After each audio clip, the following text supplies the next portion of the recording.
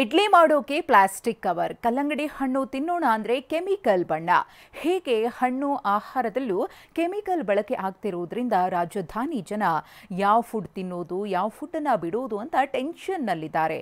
TV9 reality ಚೆಕ್ನಲ್ಲಿ ಬಣ್ಣದ ಬಂಡವಾಳ ಬಯಲಾಗಿದೆ.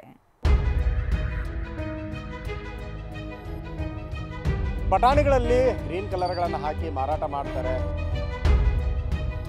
ಕರಿದ ಬಟಾಣಿಗಳಲ್ಲಿ ಅಪಾಯಕಾರಿಯಾದಂತಹ ಕಲರ್ ಇರುವಂಥದ್ದು ಕೂಡ ಸಾಬೀತಾಗಿದೆ. ಕಲ್ಲಂಗಡಿಗಳಿಗೆ ರಾಸಾಯನಿಕ ಇಂಜೆಕ್ಷನ್ಗಳನ್ನ ಇಂಜೆಕ್ಟ್ ಮಾಡ್ತಾರೆ.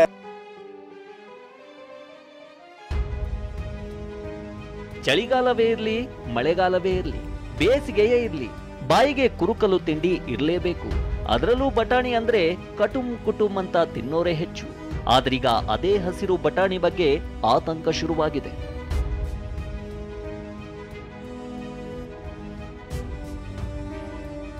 ಬಟಾಣಿಗೆ ಕೃತಕ ಬಣ್ಣ ಮಿಕ್ಸ್ ಮಾಡಿ ಮಾರಾಟ. TV9 ರಿಯಾಲಿಟಿ ಚೆಕ್, ಬಟಾಣಿ ಬಂಡವಾಳ ಬಯಲು. ಹೀಗೆ ಹಚ್ಚ ಹಸಿರಾಗಿರೋ ಈ ಬಟಾಣಿ ತಿಂದ್ರೆ ನಮ್ಮ ಆರೋಗ್ಯಕ್ಕೆ ಕುತ್ತು ಬರೋದು ಪಕ್ಕ.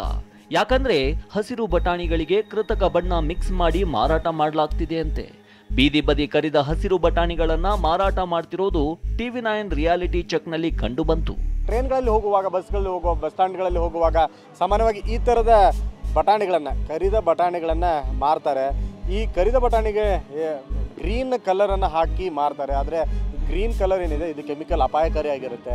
ಜೊತೆಗೆ ಕ್ಯಾನ್ಸರ್ಗೂ ಕೂಡ ಕಾರಕ ಅನ್ನುವಂಥ ಕಾರಣಕ್ಕಾಗಿ ಸರ್ಕಾರ ಈ ಕಳೆದ 2 ದಿವಸದಿಂದ ಆರೋಗ್ಯ ಸಚಿವರೇ ಇದಕ್ಕೆ ಬಣ್ಣವನ್ನು ಹಾಕೋದಕ್ಕೆ ನಿಷೇಧ ಕೂಡ ಹಾಕಿರುವಂಥದ್ದು. ಇನ್ನು ಕಲ್ಲಂಗಡಿಗೆ ಬಣ್ಣ ಮತ್ತು ಸಿಹಿಗಾಗಿ ಕೆಮಿಕಲ್ ಮಿಕ್ಸ್ ಮಾಡಲಾಗ್ತಿದೆ. ಈ ಬಗ್ಗೆ ಆರೋಗ್ಯ ಅಧಿಕಾರಿಗಳ ದಾಳಿ ಬಳಿಕ ಎಚ್ಚೆತ್ತ ವ್ಯಾಪಾರಿಗಳು ಕೆಮಿಕಲ್ ಹಾಕದ ಹಣ್ಣುಗಳ ವ್ಯಾಪಾರ ಮಾಡ್ತಿದ್ದಾರೆ. ಕಲರ್ ಹೆಂಗ ಹಾಕೋದು, ಅದು ಇಂಜೆಕ್ಷನ್ ಹಾಕಿದ್ರೆ ತಡೆಯಲ್ಲ, ಅದು ಹಣ್ಣು ಡ್ಯಾಮೇಜ್ ಆಗುತ್ತೆ, ಡ್ಯಾಮೇಜ್ ಆಗ್ಬಿಡುತ್ತೆ. ಇನ್ನು ಲಿಪ್ಸ್ಟಿಕ್, ಕಾಸ್ಮೆಟಿಕ್ಸ್, ಟ್ಯಾಟೂ, ಮೆಹಂದಿ ಕೂಡ ಅಪಾಯಕಾರಿ.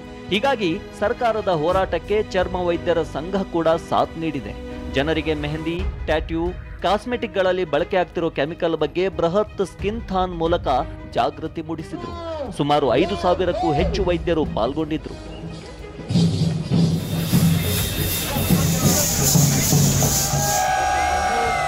ಯಾರೋ ಫ್ರೆಂಡ್ ಹೇಳ್ತಾರೋ ಇಲ್ಲ ರಿಲೇಟಿವ್ ಹೇಳ್ತಾರೋ ಈ ಕ್ರೀಮ್ ಹಚ್ಚಿ ಚೆನ್ನಾಗಾಗುತ್ತೆ ಅಂತ ಹೇಳ್ತಾರೆ.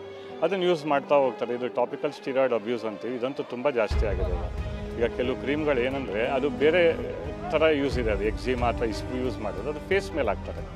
ಫೇಸ್ ಮೇಲೆ ಹಾಕ್ತಾ ಹೋದಾಗ ಏನಾಗುತ್ತೆ, ಇನಿಷಿಯಲಿ ಅವ್ರಿಗೆ ಚೆನ್ನಾಗಾಗುತ್ತೆ, ಆಮೇಲೆ ಹೋಗ್ತಾ ಹೋಗ್ತಾ ಅದು ಸೈಡ್ ಎಫೆಕ್ಟ್ ಸ್ಟಾರ್ಟ್ ಆಗುತ್ತೆ.